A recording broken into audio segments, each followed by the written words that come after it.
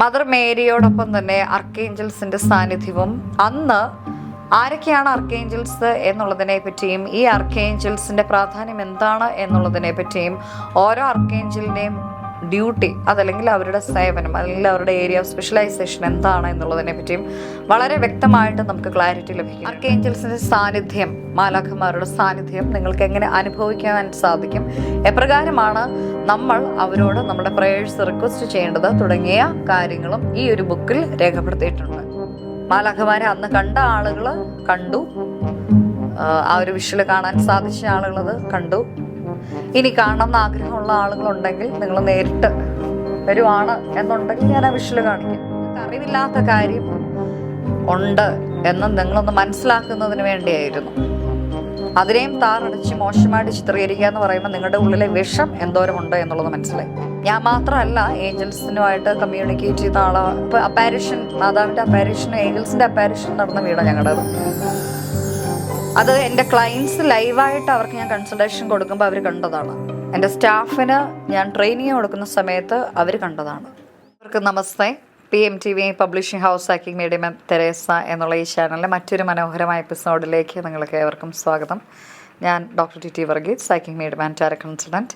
ഇന്നത്തെ ഈ ഒരു വീഡിയോയിൽ പ്രധാനമായിട്ടും നിങ്ങളുമായിട്ട് ഡിസ്കസ് ചെയ്യാനായിട്ട് ആഗ്രഹിക്കുന്നത്, ഒരുപക്ഷെ നിങ്ങളിൽ പല ആളുകൾക്കും അറിയാവുന്നതുപോലെ അർക്കേഞ്ചൽസിനെ പറ്റി ഞാൻ എഴുതിയ എൻ്റെ ബുക്കുണ്ട്. ആ ബുക്കും PMTV പബ്ലിഷിംഗ് ഹൗസിൻ്റെ അണ്ടറിലാണ് പബ്ലിഷ് ചെയ്തിരിക്കുന്നത്. നിലവിൽ ആ ബുക്ക് ഇംഗ്ലീഷ് ലാംഗ്വേജിലാണ്. ഈ ബുക്കായിട്ടാണ് ഇന്ത്യയിൽ നിന്ന് വാങ്ങിക്കാൻ പറ്റുന്ന ആളുകൾക്ക് നിലവിലുള്ളത്.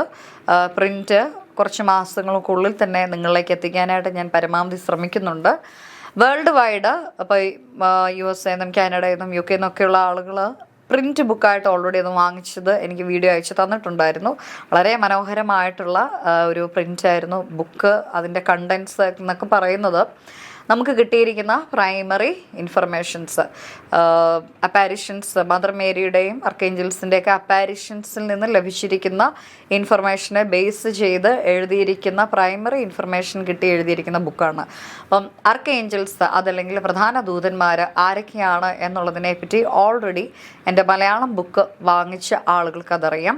നമുക്ക് ഒരു ഗൂഗിളിലെടുത്ത് സെർച്ച് ചെയ്ത് നോക്കിയാൽ 15 അർക്കേഞ്ചൽസ് ഉണ്ട്, അതല്ലെങ്കിൽ 9 അർക്കേഞ്ചൽസ് ഉണ്ട്, 12 അർക്കേഞ്ചൽസ് ഉണ്ട് എന്നൊക്കെ പറഞ്ഞ് നിരവധിയായിട്ടുള്ള കൺഫ്യൂഷൻസ് ഉണ്ടായിരുന്നു. എനിക്കും അത്തരത്തിലെ കൺഫ്യൂഷൻ ഉണ്ടായിരുന്നു. എസ്പെഷ്യലി കഴിഞ്ഞ വർഷം, അതായത് 2023 ഡിസംബർ 13 മദർ മേരിയുടെ അപ്പാരിഷൻ ലിത്വേനിയയിലെ എൻ്റെ വീട്ടിൽ സംഭവിക്കുന്ന അന്ന് ഈവനിങ് ഞാനും ഡോക്ടർ രാഹുൽ ലക്ഷ്മണും അതുകൂടാതെ റൈക്കി മാസ്റ്ററുണ്ട്, മാഡവും വിഷ്ണു സാറും, ഞങ്ങളൊക്കെ ഇരുന്ന കൺസൾട്ടേഷൻ സമയത്ത് മദർ മേരിയോടൊപ്പം തന്നെ അർക്കേഞ്ചൽസിൻ്റെ സാന്നിധ്യവും അന്ന് ആരൊക്കെയാണ് അർക്കേഞ്ചൽസ് എന്നുള്ളതിനെ പറ്റിയും ഈ അർക്കേഞ്ചൽസിൻ്റെ പ്രാധാന്യം എന്താണ് എന്നുള്ളതിനെ പറ്റിയും ഓരോ അർക്കേഞ്ചലിൻ്റെയും ഡ്യൂട്ടി അതല്ലെങ്കിൽ അവരുടെ സേവനം അല്ലെങ്കിൽ അവരുടെ ഏരിയ ഓഫ് സ്പെഷ്യലൈസേഷൻ എന്താണ് എന്നുള്ളതിനെ പറ്റിയും വളരെ വ്യക്തമായിട്ട് നമുക്ക് ക്ലാരിറ്റി ലഭിക്കുകയുണ്ടായി. അപ്പോൾ അതിൻ്റെ ബേസിൽ എഴുതിയിരിക്കുന്ന ബുക്കാണ് heavenly secrets mother Mary and the 7 archangels unveiled by Teresa എന്നുള്ളത്. അപ്പം ആ ബുക്ക്, അതിൻ്റെ കവർ പേജാണ് ഇത്. അപ്പോൾ നിങ്ങൾക്ക് കാണാൻ സാധിക്കുന്നത് പോലെ തന്നെ എൻ്റെ കവർ ഡിസൈനിങ് ഒക്കെ ഞാൻ തന്നെയാണ് ചെയ്തിരിക്കുന്നത്.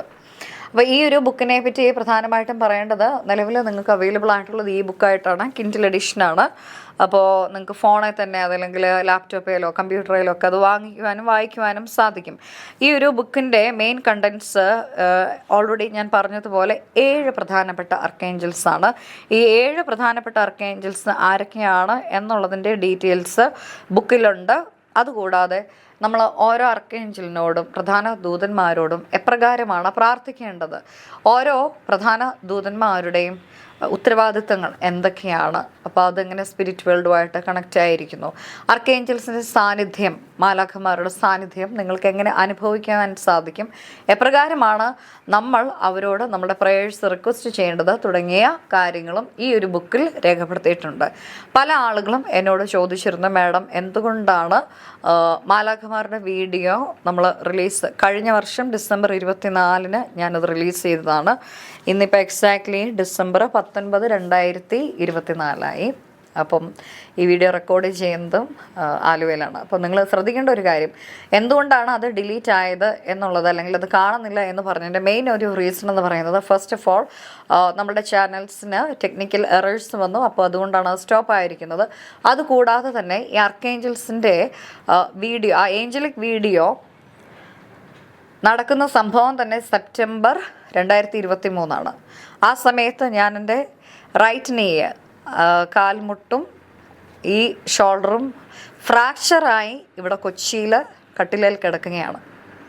ആ സമയത്താണ് ഹീലിംഗ് പർപ്പസിന് വേണ്ടി പ്രാർത്ഥിക്കുകയും ലിത്വേനിയയിലെ എൻ്റെ വീട്ടിലെ ആ ഹോളിൽ മാലാഖമാർ കടന്നു വരികയും ആ അപ്പാരിഷൻ നമുക്ക് നമ്മുടെ CCTV ലഭിക്കുകയും ചെയ്തത്. പ്രത്യേകം ഓർക്കണം, ഞാനിവിടെ കാലിനും കൈക്കും ഫ്രാക്ചറായി കിടക്കുകയാണ്. അപ്പോൾ കൈ ഫ്രാക്ചറായി എന്നുള്ള കേസ് ഞാൻ അറിയുന്നത് പോലും തിരികെ കഴിഞ്ഞ വർഷം ലിത്വേനിയയിലെത്തി നവംബറിലോ ഡിസംബറിലോ എങ്ങാണ്ടാണ്. കാരണം കാലിൻ്റെ പെയിനായിരുന്നു ഏറ്റവും കൂടുതൽ. അപ്പം ഞാൻ ഉൾപ്പെടെ, ഹസ്ബൻഡ് ഉൾപ്പെടെ, ഞങ്ങൾ താമസിച്ച സ്ഥലത്തുള്ള ആളുകളൊക്കെ ഉൾപ്പെടെ എല്ലാവരും കാലിനാണ് ഫോക്കസ് ചെയ്തത്. കാര്യം കാലിനാണ് കൂടുതൽ പെയിന്. ലിഗമെൻറ്റ് ഇഞ്ചുറി ഉണ്ടായിരുന്നു, ബോൺ ഫ്രാക്ചർ ഉണ്ടായിരുന്നു. പക്ഷെ കൈക്കും ഫ്രാക്ചർ ഉണ്ടായിരുന്നു എന്നുള്ളത് പോലും അറിഞ്ഞില്ല. അപ്പം പൊതുവേ ചെറുപ്പം മുതലേ അതിഭീകരമായിട്ടുള്ള വേദനകൾ കടന്ന് അനുഭവിച്ചു പോകുന്ന ഒരു വ്യക്തി എന്നുള്ളത് നിലയിൽ എന്തോ എൻ്റെ കൈ ഒടിഞ്ഞ കേസ് പോലും അന്ന് ഒടിവുണ്ട് എന്ന് എനിക്കും മനസ്സിലാക്കാൻ സാധിച്ചില്ല, എൻ്റെ കൂടെ ഉള്ളവർക്ക് മനസ്സിലാക്കാൻ സാധിച്ചില്ല. എനിവേ, അത് കഴിഞ്ഞു. അപ്പോൾ കൈയും കാലും ഒടിഞ്ഞ് കിടക്കുന്ന ഞാൻ ഈ ഏഞ്ചൽസിൻ്റെ വീഡിയോ എഡിറ്റ് ചെയ്തിട്ടു എന്ന് പറഞ്ഞ് 2-3 കമൻറ്റ്സ് കണ്ടു. സത്യത്തിൽ അവരോട് അങ്ങേയറ്റം സഹതാപമുണ്ട്. അറ്റ് ദ സെയിം ടൈം അത്രയും ഈവിൾ എൻറ്റിറ്റീസുമായിട്ട് വർക്ക് ചെയ്യുന്ന ആളുകൾക്ക് മാത്രമേ ഇത്തരം ക്രൂവലായിട്ടുള്ള കമൻസ് ഏഞ്ചൽസിനെയും ആ വീഡിയോ നൽകിയ എന്നെയൊക്കെ ചേർത്ത് പറയാൻ സാധിക്കുകയുള്ളൂ. കൈയും കാലും ഒടിഞ്ഞിട്ട് ഇവിടെ വേദന അനുഭവിച്ച് കിടക്കുന്ന ഞാൻ ലിത്വേനിയയിൽ നിന്ന് കിട്ടിയ എൻ്റെ CCTVയുടെ വിഷ്വൽസ് എഡിറ്റ് ചെയ്തിട്ട് പോലും. അപ്പോൾ വളരെ പത്തറ്റിക്കായിട്ട് ഫീൽ ചെയ്തൊരു ഇൻസിഡൻ്റ് ആയിരുന്നു.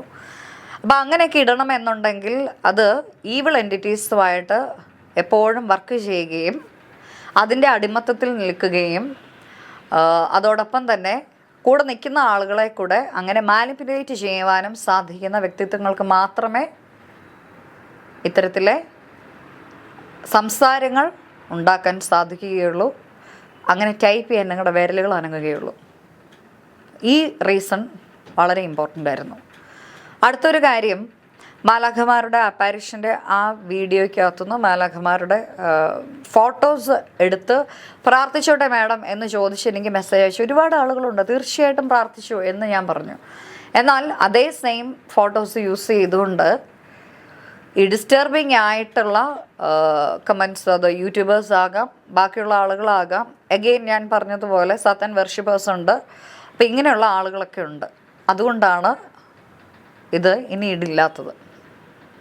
സോ മാലാഖമാരെ അന്ന് കണ്ട ആളുകൾ കണ്ടു, ആ ഒരു വിഷ്വൽ കാണാൻ സാധിച്ച ആളുകളത് കണ്ടു.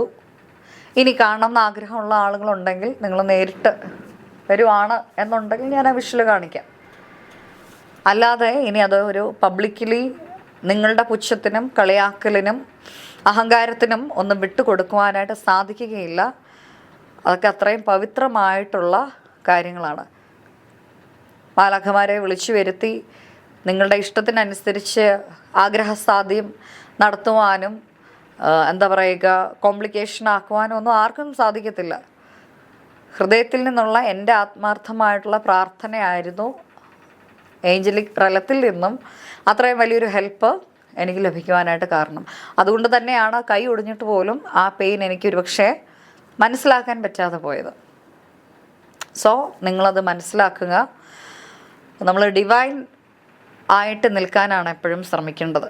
അല്ലാതെ ഈ പറയുന്നത് പോലെ ഒരു നല്ല കാര്യം പറഞ്ഞു തരുമ്പോൾ അതിലും ദോഷൈക ദൃക്ക് കണ്ടെത്തി അതിനെ പുച്ഛിക്കുവാനും കളിയാക്കുവാനും നിങ്ങൾക്ക് വേറെ ജോലിയൊന്നും ഇല്ലയെന്ന് ചോദിക്കുന്ന ആളുകളൊക്കെ ഉണ്ട്. എനിക്ക് വേറെ ജോലിയുണ്ട്,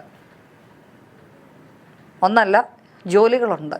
ഈ ജോലികളുടെ ഒക്കെ ഇടയ്ക്ക് നിന്നുകൊണ്ടാണ് ഒരാൾ വിളിക്കുന്ന സമയത്ത് അവരോട് സംസാരിക്കുവാനും ഒരു ഹീലിംഗ് പർപ്പസിന് വേണ്ടി അവർക്കൊരു ടൈം അലോക്കേറ്റ് ചെയ്യുവാനും ശ്രമിക്കുന്നത്.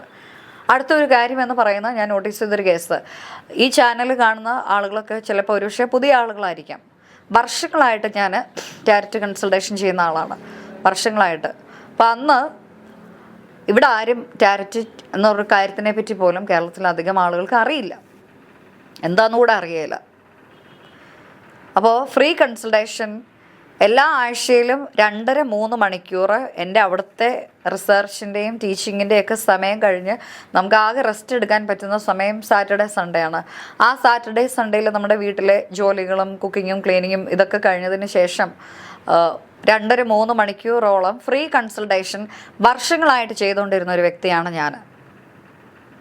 അന്നൊന്നും നിങ്ങൾക്ക് ആർക്കും ടാരറ്റ് എന്താണെന്ന് കൂടെ അറിയില്ല.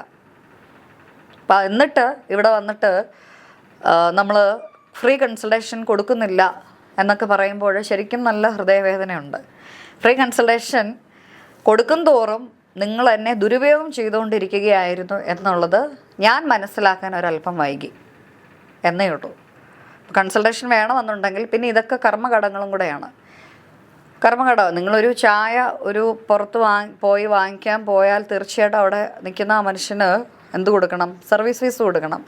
ഇത്രയും ഡിവൈൻ ആയിട്ടുള്ള ഒരു പ്രോസസ്സ് നിങ്ങളുടെ ഹീലിംഗ് പർപ്പസിന് വേണ്ടി ചെയ്യുന്ന ഒരാളെ ഈ പറയുന്ന പോലെ നിങ്ങൾ ആദരിക്കണമെന്നോ അതല്ലെങ്കിൽ അത്രയും ഇതായിട്ട് നിൽക്കണോ അങ്ങനെയൊന്നുമില്ല ഞാൻ പറഞ്ഞ. പക്ഷേ പുച്ഛിക്കാതിരിക്കുക, ഇതൊന്നും പോരാതെ കംപ്ലൈൻറ്റും കൂടെ. അതുകൊണ്ട് കൺസൾട്ടേഷൻ ആവശ്യം വേണം എന്നുണ്ടെങ്കിൽ പേഴ്സണലി നിങ്ങൾ ആ വെബ്സൈറ്റിൽ ഫോം ഫില്ല് ചെയ്യുക. അങ്ങനെ ആ പ്രോസസ്സ് കുറേ വർഷങ്ങളായിട്ട് അങ്ങനെയാണ്. ഫ്രീ കൺസൾട്ടേഷൻ വേണ്ട അത്ര എമർജൻസി കേസ് ആണ് എന്നുണ്ടെങ്കിൽ അതിപ്പോഴും ഞാൻ ചെയ്യാറുണ്ട്, ചെയ്യില്ല എന്നുള്ളതല്ല ഞാൻ പറഞ്ഞത്. എന്ന് കരുതി ദുരുപയോഗം ചെയ്യാനായിട്ട് ആരും അനുവദിക്കാറില്ല, അതോട് ശ്രദ്ധിക്കുക. അപ്പം അതുകൊണ്ട് ഏഞ്ചൽ വീഡിയോസ് ഇനി നമുക്കത് പബ്ലിക്കലി ഷെയർ ചെയ്യാനായിട്ട് വ്യക്തിപരമായിട്ട് ഞാൻ മാത്രമല്ല, അന്ന് എൻ്റെ ഹസ്ബൻഡും ഒക്കെ ഉണ്ട്. അപ്പം ഞങ്ങൾ ഭയങ്കര ഷോക്കായിപ്പോയി, ഇത്രയും വൃത്തിഹീനമായിട്ടുള്ള ഫിൽത്തി ആയിട്ടുള്ള സംസാരങ്ങൾ ആളുകളുടെ ഭാഗത്തു നിന്നും ഇൻഹ്യൂമനായിട്ടുണ്ടായല്ലോ എന്നോർത്തിട്ട്. അപ്പം ആരെയും നമുക്ക് കുറ്റമൊന്നും പറയാൻ പറ്റുകയില്ല, ആരെയും തിരുത്താനും പറ്റുകയില്ല. പക്ഷേ ഈ ഒരു നോളജ് മറ്റുള്ള ആളുകളിലേക്ക് നൽകിയത് നിങ്ങൾക്ക് അറിവില്ലാത്ത കാര്യം ഉണ്ട് എന്ന് നിങ്ങളൊന്ന് മനസ്സിലാക്കുന്നതിന് വേണ്ടിയായിരുന്നു. അതിനെയും താറടച്ച് മോശമായിട്ട് ചിത്രീകരിക്കുക എന്ന് പറയുമ്പോൾ നിങ്ങളുടെ ഉള്ളിലെ വിഷം എന്തോരമുണ്ട് എന്നുള്ളത് മനസ്സിലായി. അതുകൊണ്ട് അത് ആ രീതിക്ക് നിൽക്കട്ടെ. നിങ്ങൾക്ക് മാറാൻ പറ്റുമ്പോൾ നിങ്ങൾ മാറട്ടെ, മാറിയില്ലെങ്കിൽ മാറണ്ട, അതൊക്കെ നിങ്ങളുടെ വ്യക്തിപരമായ ചോയ്സാണ്.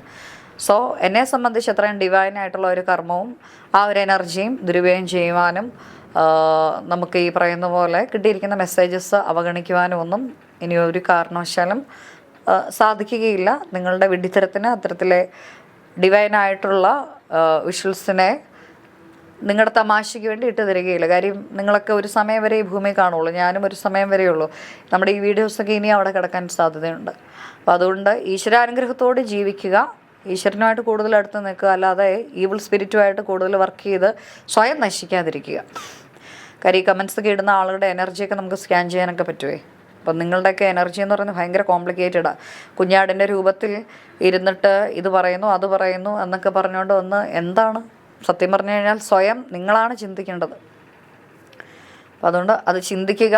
ഒരു പർട്ടിക്കുലർ റിലീജിയസ് ഏരിയയിലുള്ള ആളുകൾക്കോ അതല്ലെങ്കിൽ എന്താ പറയുക അങ്ങനെ വർക്ക് ചെയ്യുന്ന ആളുകൾക്കോ ഇതൊന്നും ഡൈജസ്റ്റ് ചെയ്യില്ല. നിങ്ങൾക്ക് ഡൈജസ്റ്റ് ചെയ്യില്ലാത്തത് എൻ്റെ പ്രശ്നമല്ല, ഞാൻ മാത്രമല്ല ഏഞ്ചൽസിനുമായിട്ട് കമ്മ്യൂണിക്കേറ്റ് ചെയ്യുന്ന ആളാണ്. അപ്പോൾ അപ്പാരിഷൻ, മാതാവിൻ്റെ അപ്പാരിഷൻ, ഏഞ്ചൽസിൻ്റെ അപ്പാരിഷൻ നടന്ന വീടാണ് ഞങ്ങളുടേത്. അത് എൻ്റെ ക്ലയൻസ് ലൈവായിട്ട് അവർക്ക് ഞാൻ കൺസൾട്ടേഷൻ കൊടുക്കുമ്പോൾ അവർ കണ്ടതാണ്. എൻ്റെ സ്റ്റാഫിന് ഞാൻ ട്രെയിനിങ് കൊടുക്കുന്ന സമയത്ത് അവർ കണ്ടതാണ്.